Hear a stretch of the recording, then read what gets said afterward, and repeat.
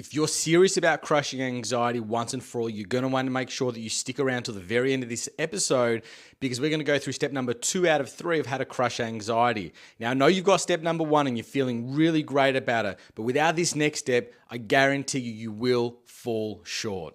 So let's just have a quick recap of what we've achieved so far in the first 2 episodes. And if you haven't watched them, you know what I'm going to say, so get over and get it done. But if you're here, my guess is that you've watched those and you can't wait to learn step number 2 out of the 3-step formula that I'm sharing with you that's going to really guarantee that you're going to smash through your anxiety and whatever's been holding you back from the past. So step number 1 was the really big thing I needed to do was to really make sure that we instill within you that you've crushed any disbelief or any type of fear that you might have of whether you can really crush anxiety, regardless of what you've gone through, how long ago it happened, and what you've tried up until this point, right? That was the very first thing, because what we learned in the next episode, episode number 2, out of the 3 steps, the very first one was the power of belief, and went through a whole lot of different both scientific research, but also stuff that I know that you know, that if you don't believe something, whether you've seen even other people achieve it, like we share with our testimonial with Josephine, who had agoraphobia for 15 years, and after working with me,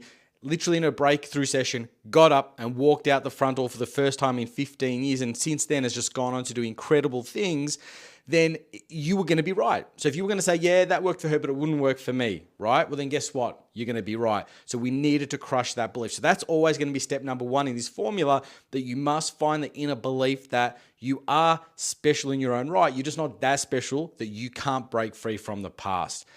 Now, before we get into it, I just want to make sure that you've subscribed and hit the notifications, because we're going to be dropping more incredible videos just like this on a weekly basis to support this community, to make sure that you get everything you need, not just to break through your anxiety, because that's the most important thing today. However, beyond that, the reason why we want to crush your anxiety and really heal from the past is so you can live the life that you want.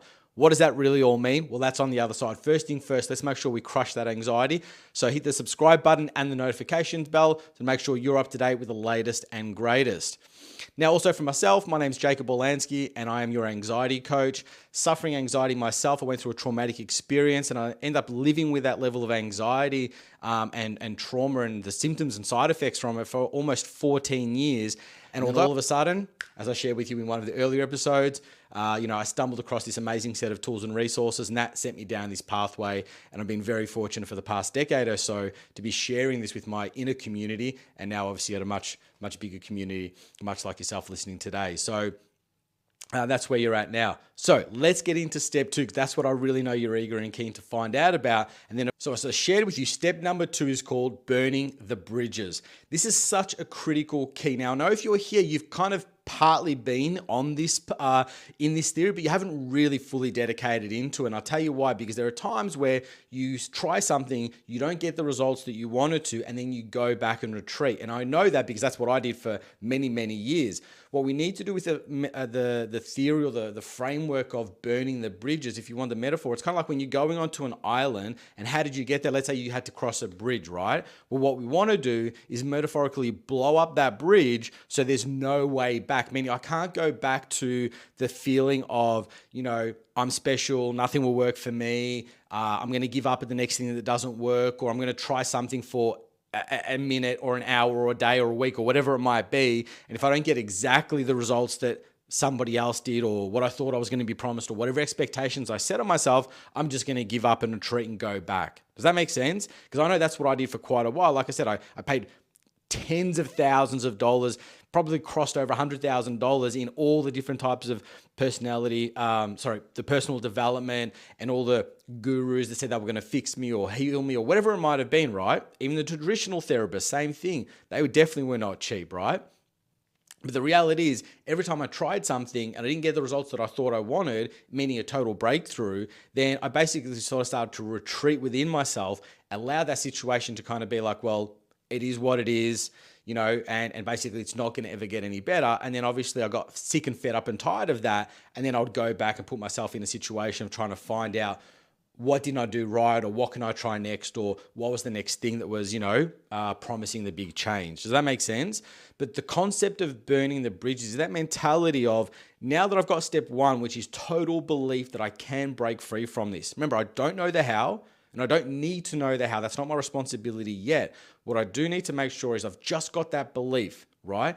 Now that I've got that belief, the second thing is I want to always make sure that I don't want to go backwards. I always want to go forwards. So the only way forwards is to burn the bridges. Does that make sense? So there's always just like that. As once you've made that internal decision of that's it, I'm finding a resolution, I'm going to live the life that I'm meant to live, there's nothing that's going to stop me, and I'm only looking that way forward, then all of a sudden it's like everything you see moving forward must be an opportunity or a possibility to break through what you're currently going through, and then to ultimately go and find out what is your best life? What are you supposed to be doing other than where you're currently at in this situation? Does that make sense? Because irrelative of what's happened to you, we know it was unfair. We know you didn't deserve it. It's happened though. Does that make sense? And for many of us, it happened many, many, many years ago, and yet we're still carrying it forward. Not because we want to, we just don't understand how to move forward throughout it. So this is that. These are the steps in that we must make to then take the step forward into the future version of ourselves, which is free from the past. Whatever the signs and symptoms and effects that we've been living with, they're gone. Wouldn't that be amazing? And I tell you, when I was in that situation, I honestly, as I said to you before, I didn't think it was possible. And I know speaking to many of my clients, they face that because they're like, Jacob, I've tried this and like you've been referred to me and it's amazing what this other person achieved, but I just don't think I'm going to be able to achieve that. And I'm like, I get you. You're in the right place. Trust the process. And then we just have some conversations till they're comfortable in understanding that they are in a situation where they can make change. Does that make sense? When you're in that, when you sort of let that guard down and you feel like you're in the right environment to make the transition, you've got the right support mechanisms within you, and there's no time frame. I always say to my clients, it'll happen when it's supposed to happen, when you're ready. And everyone's like, I'm ready now. I'm like, well, we'll see. And we have some conversations, and throughout those conversations, they understand why potentially they haven't been able to transition as quickly as they've wanted to yet. But they do know that definitely they can, and that's the most important step moving forward. The second step, as I said, is like what you're learning here in this episode, is burning those bridges. So anytime we have that little voice inside of us bringing up any form of hesitation, drawback, or wanting to basically pull us back into the state of, it's just not me, I'm not supposed to be that way, life's not fair, I wasn't born under the lucky star, or whatever it is, whatever story we're telling ourselves, that's the time where you kind of go, I can't look there. I'm looking that way. That conversation is looking behind me in the rearview mirror. That's the past. I'm moving forward. I already have the belief that 100% breakthrough and break frees are possible. And I know that I'm in the category because I'm here. I'm a human. Why can't I? If somebody else can, why can't I? Does that make sense? So then we push through forward with that second one of burning all the bridges, which means I just keep getting out there and trying things. Does that make sense? So in that philosophy or in that framework of making sure that we keep pushing forward, there's obviously it's not going to be a matter of rushing through. I don't want to make this sound like there's a level of intensity that you're just going to go out and buy every program or read every book or whatever that version might be spinning through your head, right? You still do things when you're comfortable and you do research and you want to be somewhat calculated, because every time you go, obviously you build up a level of anticipation and hope. Hopefully this is the one. I'm hoping this is the thing that's going to get me through, right? We know now it might not be, and that's okay, because we know that it can happen and we know that we've burnt the bridges. It means we are going to find the way. This thing may not be the one. Now, let's just pause there for a second, because I want you to think about all the things that you've done up until this point. For the most part, would you agree that you've taken away at least something positive from those different levels of experience, whether it was with a traditional or non-traditional form of help or assistance or healing? I know for me, I definitely did. Even when I had some therapists or some personal development gurus that I really just didn't connect with, for whatever reason in the moment, I was either referred to or I kind of got caught up in a particular, like a sales funnel or I went to an event or a conference and I got caught up in the motion. I signed up to something. Even to those ones that I didn't really feel super connected to, I still pulled something away. I would still be able to take out a message, whether I'd heard that message before or not, and I just needed to hear it again, or there was something brand new and I'm just like, that's a really cool way of looking at that. Let me try that on. Does that make sense? So nothing that we've ever done in the past has ever been a waste. I just know that from my own experience, it's like I get it, Jacob. You're right. There was definitely a positive that I can take out of it, and that's really nice. However, after 5, 10, 20, 30, 40 years of taking things away, can I just finally break free? I get it. I get it. Because like I said, I was there myself after, many, many years of trying. It was becoming exhausting. And like I said, to the point where we almost go, maybe I'm just stuck like this forever. Now, you and I know that you're not, right? But it can have that sensation, that feeling coming through, okay?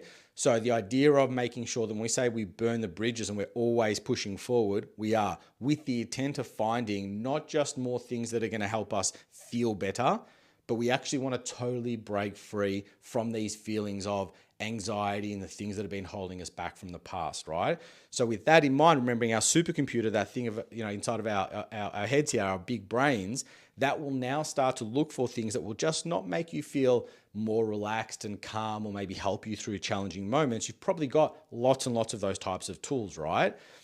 What we're looking for is the answer of how do we break free totally and really disconnect those negative emotions that are holding us back, because we are safe and we are capable now to live life in our own control. And we want to be able to flick that switch off from survival mode. So as we come to a wrap up in this session, what I really want to stress, and hopefully that you've taken home from this, is the first 2 steps out of the 3-step process, a really big mindset shifts into, first step was a possibility that you can break free, which we know now you 100% can.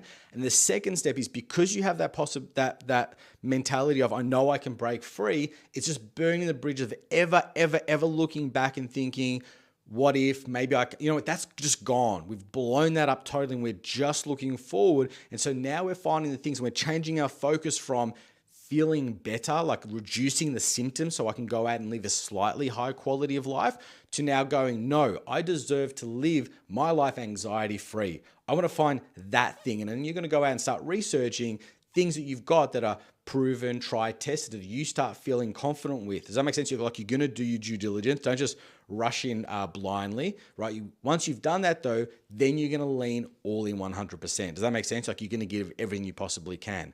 Now, remembering, right now, you're one step away from finding out the third and final. And you know what I always say, save the best for last. You got step 1, you got step 2. You're going to need step 3 to complete this thing out, because you're going to feel so good right now, so ready. Jacob, I get it. I've been missing that step. I haven't burned the bridges, right? I need to go all in on that. Sometimes I find myself looking back. I'm good to go.